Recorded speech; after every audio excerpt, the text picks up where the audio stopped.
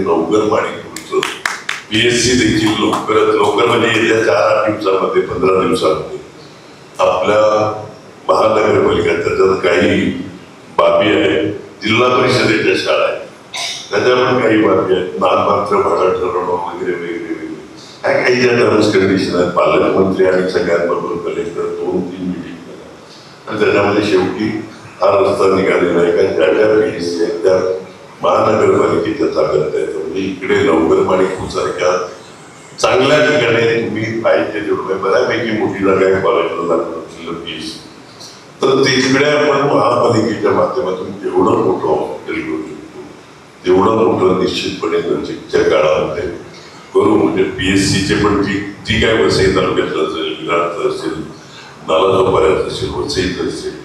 ही सगळी परत महानगरपालिकेला येत्या काही दिवसामध्ये ती काय फॉर्मॅलिटी आहे त्यांना त्याच्याकडून परत जिल्हा परिषदेकरता आपली बॉडी नसल्यामुळे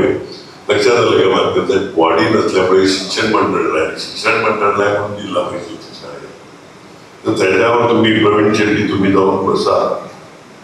कशा प्रकारे शिक्षण मंडळ स्थापायचं तर त्या शाळा अर्थात ही शाळा काय हॉस्पिटल काय